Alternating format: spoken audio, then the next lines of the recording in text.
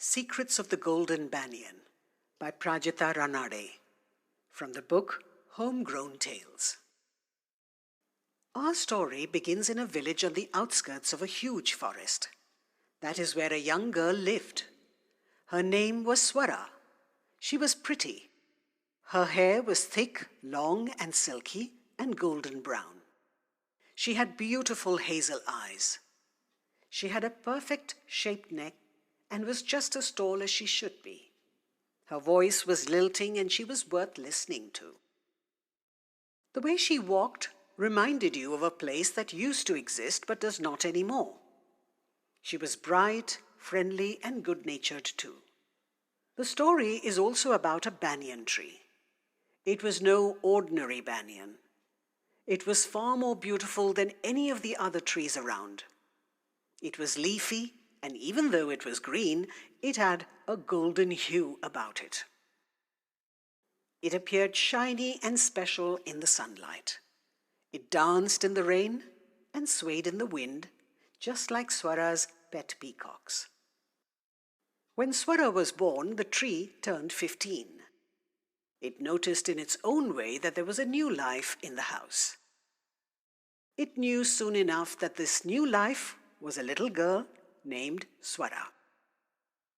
Her mother, Leah, would bring her out into the courtyard where the banyan stood and would play with her there. One day, Leah told her own mother, Geeta, "I noticed that Swara is so happy under the banyan.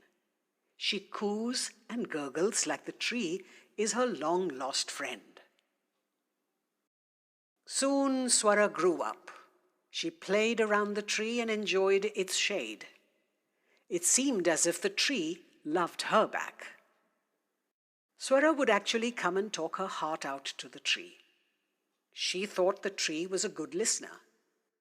Her mother was often busy with housework and sometimes did not believe what Swara told her. One day, Leah lovingly chided Swara. "You have such a wild imagination. Emeralds growing in a cave? Is that what you said? What a silly idea. Go, run along and do some reading instead of going wild with your thoughts." Swara trooped into the courtyard. She was crestfallen. She and her friends had gone into the forest the other day and had stumbled upon a cave. Her friends were afraid to go into the cave because they thought they would definitely find a lion crouched in it. But Swara wanted to explore. She could not believe her eyes when she saw that there wasn't a lion, but hundreds of multicolored shiny crystals growing along its edges. She looked closer, and they looked like emeralds. She ran out to her friends, but they did not believe her, nor did her mother. She went to the banyan and opened her palm. There, in the middle, was a small, shiny green stone. It did look like an emerald. The tree heard her story, and Swara thought it was talking back to her. "Will you keep my secret, O banyan?" she asked. The tree swayed in the breeze as if to say an enthusiastic yes. The moment the tree accepted a secret of Swara's as its own, one of its leaves turned a glittering gold.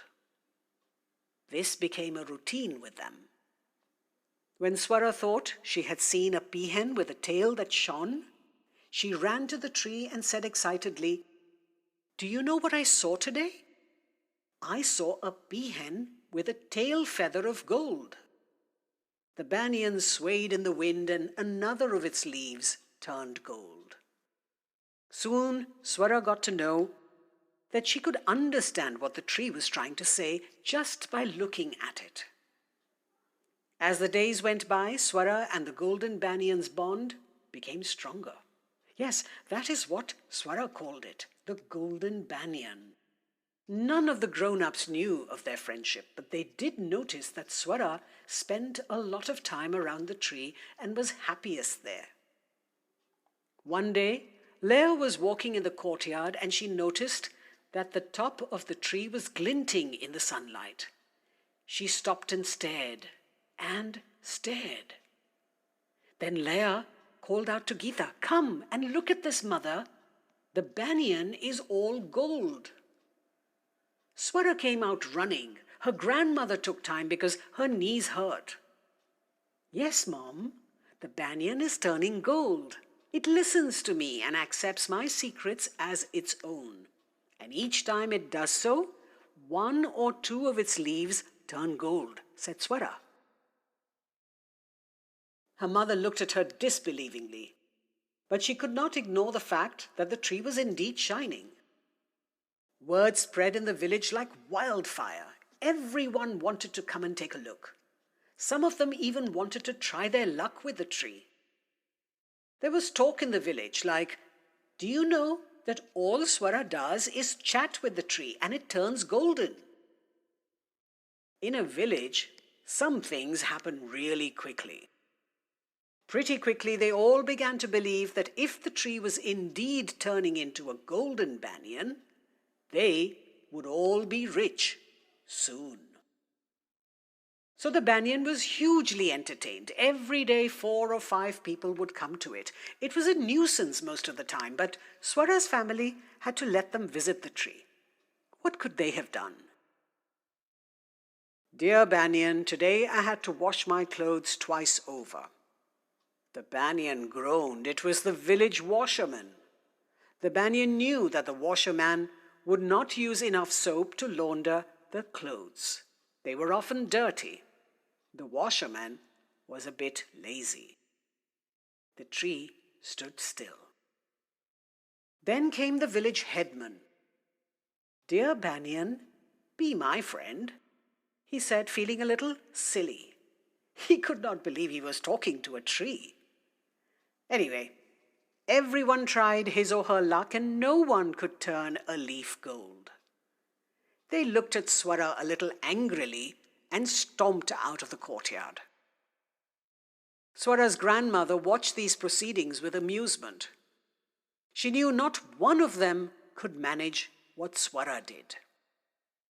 One day, the old lady called her grandchild close and said to her, "Swara, I believe you, and I know that nobody else can turn the leaves golden." Swara looked at her grandmother gratefully and hugged her tight. Geeta had tears in her eyes.